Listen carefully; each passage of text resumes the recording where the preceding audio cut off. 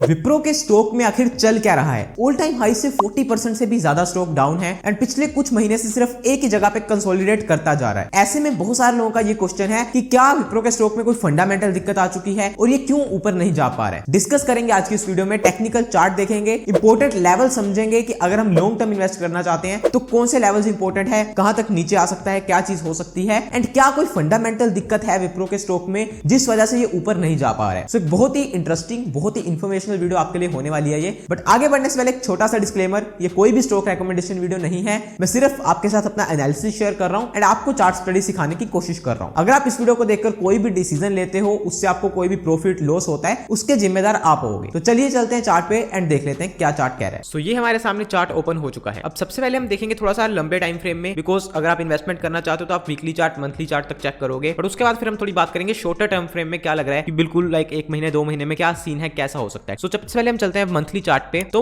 सबसे पहले देखो, चार्ट जब हम खोलते हैं तो हमें सबसे पहले एक बड़ी पिक्चर पता होनी चाहिए कि स्टॉक कहां पे पोजीशनड है, बिकॉज जहां पे वो स्टॉक पोजीशनड है वहीं से उसका आगे का रास्ता आएगा। अब बहुत सारे लोगों को कंफ्यूजन होती है कि मंथली चार्ट उनका कुछ इस तरीके से आता है, मतलब बिल्कुल छोटी छोटी सी कैंडल होती है और फिर एकदम से ऐसी कैंडल्स आती हैं। तो आप ये देखोगे यहाँ पे आपको नीचे एक ऑप्शन मिलेगा लॉग का, LOG। तो सिंपली इस पे क्लिक करना है, फिर आपका चार्ट कुछ इस तरीके से ओपन हो जाएगा जब भी आप बड़ा टाइम फ्रेम देखते हो। तो आई होप ये चीज क्लियर हो गई। अब मंथली चार्ट जब आप देख रहे हो ना, तो अभी हम वॉल्यूम साइड करते हैं सबसे पहले। तो अब ये देखोगे आपको एक बहुत ही बड़ा टाइम फ्रेम का एक चैनल मिलेगा जहां से विप्रो ने ब्रेकआउट किया था। कुछ यहां से इसको आप लगा सकते हो इस तरीके से। तो ये एक चैनल था जहां पे विप्रो ने बहुत टाइम तक काम किया, मतलब धीरे धीरे ऊपर ही जा रहा था ये चैनल को फॉलो करते करते। बट ये था कि वो एक चैनल के अंदर ही फंसा हुआ था। जैसे आप देखोगे यहाँ से नीचे थोड़ा सा, फिर यहाँ पे, फिर चैनल में, फिर चैनल में, फिर चैनल में, कोविड में भी आया, फिर चैनल से ही ब्रेकआउट। अब ये फाइनली ये इसने यहाँ पे चैनल पे ब्रेकआउट किया। अब जब भी ब्रेकआउट होते हैं, चाहे वो चैनल का ब्रेकआउट हो, चाहे वो रेजिस्टेंस का ब्रेकआउट हो, तो सबसे पहले हम एरिया कौन सा ढूंढते हैं, दैट इज रीटेस्ट। बिकॉज जब भी वो रीटेस्ट होता है तो दैट मींस वो एक अच्छा एरिया है जहां पे हम उसको फिर से री एंट्री कर सकते हैं। तो अभी करंटली आप देखोगे तो चैनल के कहीं ना कहीं ब्रेकआउट से रीटेस्ट वाले एरिया पे वापस आ चुका है। यहां से ब्रेकआउट था और घूमकर अभी पूरा वापस यहाँ पे आ चुका है। बट इसकी बात बाद में करेंगे। बट फिलहाल हमें इतना पता लग गया कि बड़े टाइम फ्रेम में एक बहुत बड़े चैनल से विप्रो का स्टॉक ब्रेकआउट करके निकला हुआ है और अभी उसके कहीं ना कहीं रीटेस्ट के एरिया के पास है। अब यहाँ से हम चलते हैं एक बार डेली चार्ट पे। तो ये देखो, ये एक ट्रेंड था, ठीक है। यहाँ से शुरू हुआ अराउंड 160-150 रुपीज के आसपास से ट्रेंड शुरू हुआ विप्रो में, दैट इज कोविड के बाद। एंड वहां से स्टॉक ने ऊपर हाई लगाया 730-740 के आसपास का, और अभी वहां से करेक्ट कर रहा है। तो हमें क्या दिख गया, हमें ट्रेंड दिख गया, ये एक हमारे सामने ट्रेंड है और उसके बाद इसकी करेक्शन हो रही है। तो ये सिंपल, इसमें कोई रॉकेट साइंस नहीं है, सिंपल एक ट्रेंड है, उसकी करेक्शन है। अब करेक्शन हमें ये पता लगानी है कि वो करेक्शन कहां तक हो सकती है, कौन से प्राइस तक हो सकती है, कितने टाइम तक हो सकती है। तो प्राइस पता करने के लिए हमारे पास बहुत एक अच्छा टूल है, दैट इज फिबोनाची। तो फिबोनाची रिट्रेसमेंट लगाकर हम देख लेते हैं इस ट्रेंड की। मैं यहां से रिट्रेसमेंट लगाता हूं पूरा नीचे से एंड यहां तक लगाते हैं। अभी करंटली जो ये खड़ा है, जो इसने रिट्रेसमेंट करी है वो 61% की करी है। आप देखोगे 61% की रिट्रेसमेंट आ रही थी 378 के आसपास, और इसने जो लो लगाया है वो भी वहीं के आसपास लगाया है एग्जैक्ट, और वहां से अभी ये ऊपर आ चुका है। अब अगर आप पुराने सब्सक्राइबर हो तो आपको पता होगा जब ये विप्रो का स्टॉक यहां पे था 440-450 के आसपास था, तो भी हमने एक वीडियो बनाई थी और तब हमने ये बात करी थी कि ये करंटली 50% की रिट्रेसमेंट पे है, और अगर ये यहाँ पे संभल गया और यहाँ से ये ऊपर जाना शुरू हो गया तो फिर ये करेक्शन यहीं पे खत्म हो जाएगी। अदरवाइज ये 61% पे जरूर आएगा, और आप देखोगे कि वहां से ये संभला नहीं और ये नीचे आ गया और 61% के आसपास आ गया। और हमने ये 370-380 के एरिया की बात करी थी उस वीडियो में, तो आप एक बार जाकर चेक कर सकते हो। सो ये हो गया कि अब हमें पता लग गया कि ये जो पूरा ट्रेंड है इसकी 61% की रिट्रेसमेंट हो चुकी है। अब अगर ये इससे नीचे जाता है फिर हमारे पास फाइनल बचता है 78% का एरिया। वो हम उस चीज पे खेलते कभी भी नहीं है, बिकॉज 78% का एरिया कोई भी स्टॉक में 10 में से सिर्फ 1 से 2 बार आता है, तो उसके ऊपर आप कभी भी बैट नहीं कर सकते कि हाँ ये आएगा। और वो एरिया अभी आ रहा है 280 के आसपास, तो वो काफी दूर हो जाता है फिलहाल के लिए एरिया। फिलहाल के लिए हम यही मान के चलेंगे कि इसकी जो करेक्शन है वो 61% के आसपास खत्म हो रही है और ये पूरा यहाँ पे एक अपना बॉटम सा क्रिएट करने की या एक बेस क्रिएट करने की कोशिश कर रहा है। बट अभी तक उसमें कोई भी कंफर्मेशन नहीं है, बिकॉज अभी ये साइडवेज खड़ा हुआ है। जब तक प्राइस यहाँ से ऊपर जाना शुरू नहीं होगा तब तक हमें कंफर्मेशन नहीं आएगी। बट फिलहाल के लिए हमें क्या चीज पता लग गई, बड़े टाइम फ्रेम में, बड़े ट्रेंड में स्टॉक ऊपर है। छोटे ट्रेंड में हमें एक ट्रेंड मिला, उसके बाद उसकी करेक्शन हो गई 61% की। तो यहाँ पे हम क्या बाय कर लें सीधा, ऐसा नहीं है। यहाँ पे हमें कुछ और चीजों का ध्यान रखना है, तो उसकी बात करते हैं। अब देखो यहाँ पे क्या है ना, यहाँ पे प्राइस वाइज करेक्शन हो गई, 61% तक आ गया। बट साथ में दो चीजें होती है, टाइम भी होता है। कोई भी करेक्शन जब होती है वो दोनों तरीके से होती है, प्राइस वाइज और टाइम वाइज भी। और प्राइस वाइज करेक्शन तो आप पता लगा सकते हो कि फिबोनाची हो गया, कोई स्पोर्ट हो गई, कुछ भी हो गया, मूविंग एवरेज हो गई, उससे आपको पता लग जाएगी। बट जो टाइम वाइज करेक्शन है ना, उसको पता लगाने के लिए आपको थोड़ा एक्सपीरियंस चाहिए, आपको चार्ट्स को ज्यादा देखना पड़ेगा, उससे आपको पता लगेगा। बट मैं आपको एक टेक्निक बताता हूं जिससे आपको पता लग सकता है। फॉर एग्जांपल इसका हम वीकली चार्ट ओपन करते हैं, उसमें ये टेक्निक मैं खुद यूज करता हूं और मेरे लिए काफी काम करती है ये टेक्निक, तो मैं आपको बता रहा हूं, ठीक है। आप क्या कर सकते हो, कोई भी जो ट्रेंड है आप ये देखो कि वो ट्रेंड कितने टाइम का था, ठीक है। जैसे हम ये ट्रेंड को देखेंगे तो वीकली चार्ट में हम इस ट्रेंड को देखेंगे तो ये ट्रेंड अराउंड 81 बार्स या 82 बार्स के आसपास, मतलब वीकली टाइम फ्रेम पे ये 82 बार्स का ट्रेंड था। बार्स मतलब ये 82 कैंडल्स थी, मतलब 82 वीक्स। अब जब ये करेक्ट होगा तो ऐसा तो है नहीं कि 82 वीक्स का जो ट्रेंड है उसको करेक्ट होने में 500 हफ्ते लगेंगे। अगर 82 वीक्स का कोई ट्रेंड है उसको मैक्सिमम से मैक्सिमम जो करेक्ट होते मैंने देखा है वो 120 या 150 वीक्स तक देखा है। मतलब ज्यादा से ज्यादा डबल टाइम लग सकता है। डबल टाइम किस केस में लगता है? जब वो स्टॉक प्राइस वाइज ना गिरे ज्यादा। समझ लीजिए विप्रो का स्टॉक यहां से चला था, यहां पे यहां गया और यहां पे साइडवेज हो जाता ऊपर, तो फिर क्या होता? फिर यहां पे इसको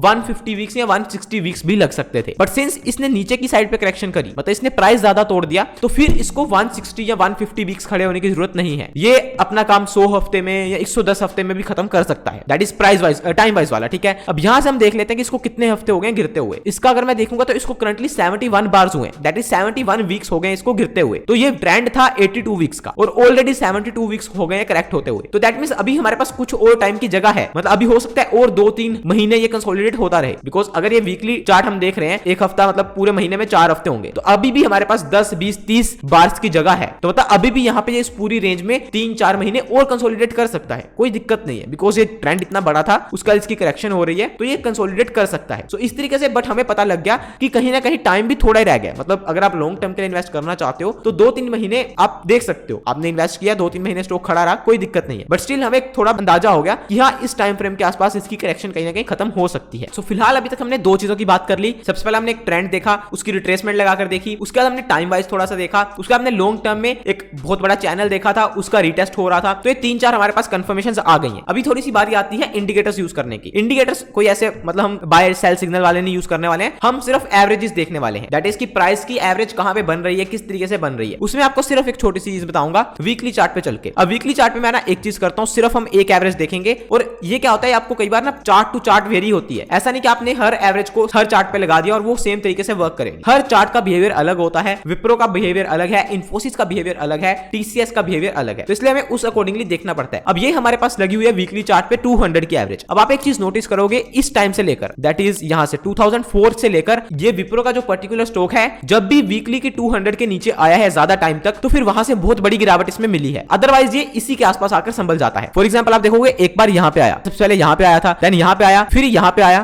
थोड़ी देर यहां पे काम किया और देन यहां से गिर गया। दैट इज 2008 की बात है। और वहां से फिर देखोगे तो वहां से इसमें काफी बड़ा फॉल आया, लाइक ये फॉल आया अराउंड 50% का। बट उसके बाद फिर ऊपर आया, उसके बाद ऊपर आया तो फिर यहीं पे आसपास रुका, फिर यहीं पे रुका, फिर यहीं पे रुका, उसके बाद फिर आगे चलोगे तो फिर यहीं पे रुका, थोड़ा सा नीचे गया बट लाइक वहीं पे आसपास संभल गया। हालांकि गिरावट वहां पे भी आई, जब यहां से नीचे गया तो काफी गिरावट आई, लाइक 15-20% की गिरावट आई, बट स्टिल वहां से फिर ऊपर आ गया। उसके बाद फिर यहीं पे आसपास आया, तो फिर आप देखोगे कोविड में यहाँ पे नीचे आया और जब नीचे आया तो यहां से कितनी गिरावट हुई, अराउंड 30-35% की। उसके बाद आप यहाँ देखोगे फिर वहीं के आसपास खड़ा है। सो ये मैं आपको बताना चाह रहा हूं। अब जब इसको बड़ा करके देखोगे ना तो आपको दिखेगा यार ये तो बिल्कुल मतलब हमें बहुत ही अच्छे रिस्क रिवॉर्ड पे मिल रहा है। बिकॉज देखो यहाँ से 2 ही चीजें हैं, अगर तो यहाँ से गिरा तो फिर आप मानकर चलो कि यहाँ से कम इसमें 30-35% की गिरावट है based on the history. Because हमने हिस्ट्री में ऐसा देखा है कि जब भी ये अपनी विप्रो की बात कर रहा हूँ, स्पेशली विप्रो की, कोई और ऐसे स्टॉक की बात नहीं कर रहा हूँ, सिर्फ इस चार्ट को देखकर। अलग स्टॉक में किसी और स्टॉक में अलग तरीके से हो सकता है, बट इस चार्ट की हिस्ट्री हमें ये बताती है कि जब भी ये वीकली टाइम फ्रेम की 200 से नीचे जाकर ज्यादा सस्टेन करता है तो फिर इसमें कम से कम 30-35% की गिरावट आती है। और ये हिस्ट्री हम कोई 1-2 साल की नहीं देख रहे हैं, हम ये देख रहे हैं अराउंड 2004 से देख रहे हैं। तो 2004 से लेकर 2022 मतलब 18 साल की हिस्ट्री हम देख रहे हैं। सो इसलिए हम यहाँ पे हमेशा यही देखते हैं कि हमारा रिस्क रिवॉर्ड कितना है। तो अगर मैं यहाँ पे रिस्क रिवॉर्ड देखूंगा तो मैं तो यही देखूंगा कि मेरे पास जाने को यहाँ से 30 रुपए 40 रुपए, बट अगर ये यहाँ से ऊपर चलना शुरू हो गया तो फिर ये अपने हाइस के आसपास भी जाएगा और उससे ऊपर भी जाएगा। अब देखो जो हमने अभी तक बात करी है, ये हमने सारी बात करी है चार्ट के बेस पे कि चार्ट में हमें क्या लग रहा है। चार्ट में हमें कैसा लग रहा है कि यस बॉटम टाइप की फॉर्मेशन हो रही है, स्टॉक पूरा कंसोलिडेट कर रहा है और यहाँ से ऊपर जा सकता है। बट अगेन जैसे मैंने पहले भी बताया है कि चार्ट्स अकेले ही हमें नहीं देखने होते हैं, हमें साथ में और चीजों को भी लिंक करना होता है। और वो मैं जैसे आपको मैंने पहले बताया था कि साइकोलॉजी। तो इस चार्ट में आपको 2 साइकोलॉजिकल पॉइंट्स बताने वाला हूं। अब वो क्या है तो उसकी बात करते हैं। अब देखो कोई भी स्टॉक है, जो भी एक टॉप कंपनी होती है ना, जैसे आप बात करो एशियन पेंट्स हो गया, रिलायंस हो गया, इन्फोसिस हो गया, टीसीएस हो गया, एचडीएफसी बैंक हो गया, जो भी ऐसी टॉप कंपनीज है, इनको लेने के लोग हमेशा तैयार रहते हैं। लोग वेट करते हैं कि कब ये 20%, 30%, 40% गिरेंगे और हम एंट्री करेंगे। अब विप्रो के स्टॉक में क्या हुआ कि लाइक ये 700, 750 से जब गिरना शुरू हुआ तो मेरे हिसाब से बहुत सारे लोगों ने यहाँ पे इसको बाय किया होगा, दैट इज 580, 560 के आसपास। अब मेरे को आपको पता नहीं है कि मतलब आपका पोर्टफोलियो में क्या पड़ा है, आपने किस रेट पे बाय किया, बट मैं चार्ट को देखकर जो समझ पा रहा हूं मेरे हिसाब से यहाँ पे बहुत सारे लोगों ने बाय किया है। ठीक है, यहाँ पे लोगों ने एवरेज बनाई है। कुछ लोगों ने हो सकता है यहाँ पे खरीदा हो, यहाँ पे खरीदा हो, यहाँ पे खरीदा हो, या नहीं खरीदा हुआ था तो यहाँ पे उन्होंने खरीदा है कि हाँ अभी बहुत सस्ता हो गया, अभी हम खरीद लेते हैं। अब उसके बाद क्या हुआ, यहाँ से स्टॉक और गिरना शुरू हो गया। अब ये जो फॉल है ना, इस पर्टिकुलर फॉल में किसी ने नहीं बाय किया होगा, बिकॉज ये सीधा सीधा स्ट्रेट लाइन फॉल आया, किसी ने बाय नहीं किया। लोगों ने बाय कहां पे किया होगा, लोगों ने बाय किया होगा यहाँ पे ये एरिया में, दैट इज 460, 470 के एरिया में। ठीक है, बिकॉज जब यहाँ पे आकर थोड़ा टाइम खड़ा हो गया तो फिर लोगों ने ये सोचा होगा कि चलो यार अब और कितना गिरेगा, बहुत ज्यादा गिर गया।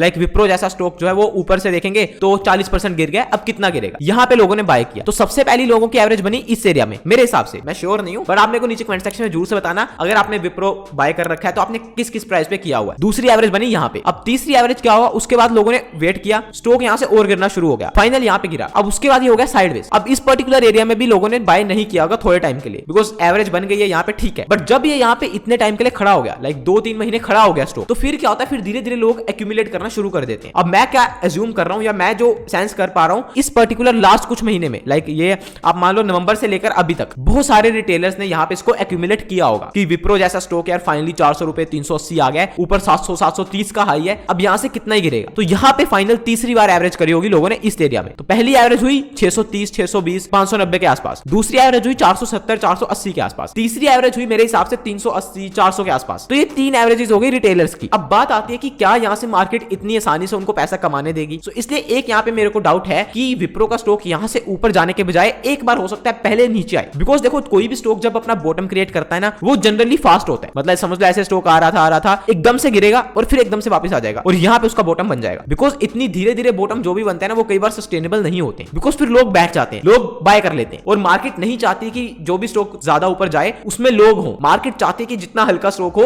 उतना मैं ऊपर लेकर जाऊंगी। सो इसलिए मेरे को एक सिर्फ डाउट है कि किसी दिन कोई न्यूज पे या किसी भी कारण से ऐसा हो सकता है कि विप्रो का स्टॉक यहाँ से एकदम से गिरे 370 360 की रेंज में आ जाए सिर्फ कुछ दिन के लिए, या हो सकता है सिर्फ एक दिन के लिए या कुछ घंटों के लिए एकदम से यहाँ पे नीचे आए और फिर एकदम से ऊपर खींचा जाए। उस केस में क्या होगा कि जो भी रिटेलर होगा जिसने भी यहाँ पे एक्यूमुलेट किया था 90 से 95% चांस है कि वो एग्जिट कर देगा। बिकॉज अभी ज्यादातर लोगों का स्टॉप लॉस या जो भी उन्होंने पेशेंस रखी हुई है इतने टाइम से, बिकॉज इसको खड़े हुए देखोगे आप कितना टाइम हो गया, ये खड़े हुए अराउंड हो गए 245 दिन, तो मतलब अराउंड 8 महीने। तो यहाँ से जब इसने ब्रेकडाउन कर दिया तो बहुत सारे लोग इसमें से एग्जिट हो जाएंगे फाइनली, दुख हार करके भाई खत्म है यार, मतलब मैं नहीं मैच करने वाला हूं इसमें। सो इसलिए एक ये चीज हमेशा हो सकती है, इसको ध्यान रखिएगा कि किसी दिन बहुत नीचे आए फिर वहां से एकदम से ऊपर खींचा जाए। ये जो चीज है ना ये चार्ट में कहीं पे भी नहीं दिख रही है, चार्ट में ऐसा कोई भी सिनेरियो नहीं कि ऐसा हो सकता है, बट ये सिर्फ साइकोलॉजिकली मैं बता रहा हूं कि ऐसा हो सकता है। उस चीज को ध्यान में रखकर इन्वेस्टमेंट करिएगा कि 20 30 40 रुपए को यहाँ पे छोड़ दीजिए, बड़ी पिक्चर को देखिए। अब जो दूसरा साइकोलॉजिकल पॉइंट है ना वो है इसकी अप मूव को लेकर। तो बहुत सारे लोग ये सोचेंगे कि यहाँ से सीधा ऐसे जाना शुरू हो जाएगा, ऐसा नहीं है। यहाँ पे इसको दो दिक्कतें आएंगी। सबसे पहली दिक्कत इसको आएगी इस एरिया में, ये पर्टिकुलर जो एरिया है जहां पे मैंने बताया कि यहाँ पे लोगों की एवरेज है। बिकॉज देखो क्या होगा ना, रिटेलर ने अगर इसको 380 या 400 रुपए में बाय किया होगा ना, तो जैसे ये 430 440 जाएगा वो एग्जिट करना शुरू कर देंगे। बिकॉज रिटेलर्स का इतना हाजमा होता ही नहीं है कि वो 600 650 700 तक लेकर रखे। या रिटेलर ना कहूं तो इन जनरल मैं कहूं जो बहुत ही नोवाइज इन्वेस्टर है, मतलब जिसको ज्यादा चीजें नहीं पता है। कुछ तो लोग ऐसे भी होंगे जो विप्रो को यहाँ से लेकर रखेंगे कि भाई मैं 2 साल 3 साल के लिए रखना चाहता हूं, बट बहुत सारे लोग ऐसे होंगे जैसे ये 440 450 आएगा तो वो एग्जिट करना शुरू करेंगे। इसलिए क्या होगा कि जैसे यहाँ से ऊपर जाना शुरू होगा इसको ओवरहेड सेलिंग मिलेगी थोड़ी, तो यहाँ पे थोड़ा धीरे धीरे चलता रहेगा। ऐसा नहीं कि बहुत तेजी से यहाँ पे ये सीधा यहाँ पे पहुंच जाए। यहाँ से लेकर लाइक इस पर्टिकुलर 400 रुपए से लेकर ये जो 440 450 460 रुपए की रेंज है ना, यहाँ पे थोड़ा सा ये वोलेटिलिटी करेगा, लाइक ऊपर जाएगा फिर नीचे आएगा, फिर ऊपर जाएगा फिर नीचे आएगा, थोड़ा सा ऐसा कर सकता है। करेगा नहीं करेगा देखो वो मैं कोई मतलब भगवान नहीं हूं, मैं बता रहा हूं कि ऐसा हो सकता है चार्ट के अकॉर्डिंग। बिकॉज यहाँ पे बहुत सारे लोगों की एवरेजेस होंगी, बहुत सारे लोग फंसे हुए हैं टाइम से। इवन आप अपना पोर्टफोलियो भी जाकर देख सकते हो। मेरे हिसाब से अगर आपकी एवरेज है विप्रो की तो वो कहीं ना कहीं इसी के आसपास होगी। तो जैसे वो एवरेज के आसपास आना शुरू होगा आप जल्दी से एग्जिट करोगे। बट यहाँ से जब यहाँ पे थोड़ा सा सेलिंग इसने ऑब्जर्व कर ली, उसका यहाँ से लेकर ये तक यहाँ तक की चाल बिल्कुल स्ट्रेट लाइन आ सकती है। जैसा ये फॉल स्ट्रेट लाइन आया है ये चाल भी स्ट्रेट लाइन आ सकती है और फिर यहाँ पे जाकर फंस सकता है, मतलब 600 650 की रेंज में। ठीक है, तो आपके सारा स्ट्रक्चर क्लियर हो गया विप्रो का, किस तरीके से चीजें चल सकती हैं। ऐसे ही चलेंगी कोई गारंटी नहीं। ठीक है, ये हमारी सिर्फ एक चार्ट स्टडी है, हमने अपना एनालिसिस किया है। अगर वैसा होगा तो हम एक्शन लेंगे, नहीं होगा तो हम वेट एंड वॉच करेंगे। तो इस तरीके से मेरे हिसाब से पूरा चार्ट का स्ट्रक्चर है। बाकी अगर लॉन्ग टर्म में देखेंगे तो एक बार मेरे हिसाब से विप्रो को इन हाइस के आसपास जाना है, चाहे आज से 1 साल बाद जाए चाहे 2 साल बाद जाए, बट जाना है। ठीक है, और ये कहीं ना कहीं विप्रो बहुत अच्छी जगह पे है मेरे हिसाब से। बाकी फंडामेंटल्स की बात करेंगे तो देखो फंडामेंटल्स जैसे मैंने आपको पहले भी बताया है, जब ये स्टॉक यहां से गिर रहा था कोई फंडामेंटल नहीं बता रहा था कि भाई ये गिरेगा, या कोई फंडामेंटल्स खराब नहीं थे। फंडामेंटल्स खराब होने शुरू हुए यहाँ पे जब ये ऑलरेडी गिर चुका था। तो फंडामेंटल्स मैं इसलिए चेक नहीं करता हूं। और फंडामेंटल्स भी इसमें जो